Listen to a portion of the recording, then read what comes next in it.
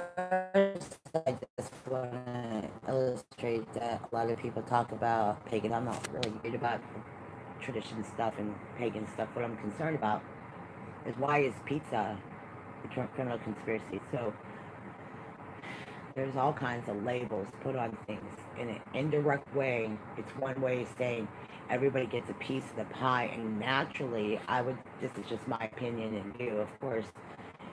My view is that pizza is used to illustrate a point, like a piece of pie.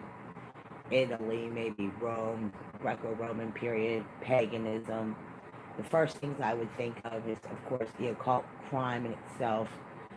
When anybody induces labor or goes into what they call a breeding program, what I did what I've learned in 1991 is, if you want to refer to some notes, read a book called Dead Air by Dr. Bob Larson. It's an informative book about a case involving a victim, and she was an SRA. Now, people get into all these coulda, shoulda, wouldas. What you really need to learn about the story on the conspiracy, which is a criminal conspiracy, not a conspiracy on pizza. It is underlying an attack on every level. When you think about child endangerment, you think of abuse, you think of several victims of abuse. Some of those victims might come to mind. Families who've been assaulted, threatened, abused, argued with. Like, to me, when I'm walking down the street and I see a lady at the bus stop who has black and blue marks, that was my first indication that obviously this crime affects people when somebody goes home and locks the door at the end of the night and they go home from work. They're not bothering anybody.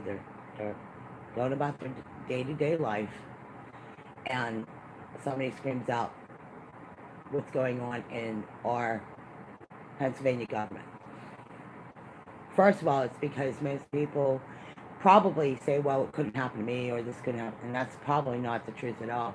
In fact, the more outspoken most people get about what is going on in your state government, the more likely people might be awakened to the reality that if someone would ever to take your right to defend your children or your family, you would want to know about it. Most people don't hear about this on your regular news channels. Most mainstream news actually block a lot of this information, including YouTube, including Facebook. And why it is that people demonstrate, why it is because they want the public to make an informed decision. It's called informed consent.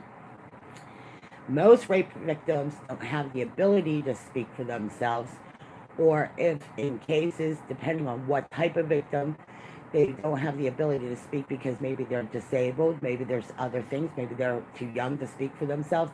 Why we call it a voice of the voiceless, because there is a voice in the wilderness that is crying out, and to ignore that cry of help to me is bothersome. And this is, whether people block people on Facebook or ignore them, that's not my concern. My concern is that when you have family and children and communities all throughout the United States that are concerned about the very same things, you don't want your kids to be left in the woods struggling for no reason, identifying some of the concerns.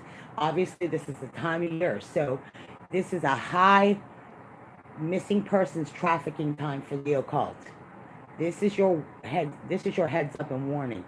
This is the time of year that children are most likely going to be abducted around right about now, because there is such a thing as these human sacrifices. So you guys have to know what is going on when you are commuting with back and forth, or going to the store, or going to the restaurant, and you see people. Make sure you pay attention. Look for signs and clues. Anything that seems even odd, contact the local FBI. Contact your local uh, federal officers. There are reasons why victims are speaking out, because in fact, if you are a victim of a sex crime or a victim of an assault, you should contact somebody. In fact, getting together with other victims and going to support group is a great way to empower each other. Look to help other people. Look to help, you know, a local organization that helps victims. Peer support. That's a great way. The pagan holiday is the most, probably the biggest reason why most victims are afraid to come out. They're either threatened, they've been threatened to et cetera, et cetera. All types of threats, right? So what you need to do is get together with a group and stick together in a group and don't leave each other's side. If you have some way to network with that group or network with other groups, or you don't like the group you're in, and then find a way to make a group. Create a group environment where you feel safe at night. Make sure you lock your doors. Make sure you do all the necessary things.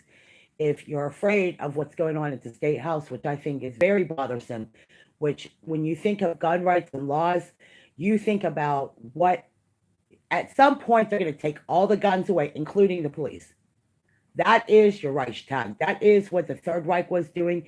That is exactly what is happening in America, except for this time they're trying to flip it around on America. And this time we're wiser and smarter because of what happened in Auschwitz. And I shared this story about a victim and survivor who pulled me aside and told me her story, her harrowing story when she was a 5-year-old little girl and she had covered dead bodies on top of herself to survive Auschwitz. So to me, if they're going to start taking guns away from Americans, that to me is just like what happened in Brexit. It's just like what happened in Australia. And they're trying to push this gun control, gun grabbing. And believe me, if Pennsylvania knows one thing, it's about hunting and licensing and things like that. They're going to try to go after everyone. Everyone. So you have to decide at some point as an American if your Bill of Rights and your constitutional rights matter, because it's coming to this. Islam can bullshit a bunch of people, but Islam is some of the biggest goat effers and child pedos are Islamic Jihad, and they're well known for child brides. So get with it. Wake up, America. Thank you for listening to my post. Please, thank you. God bless.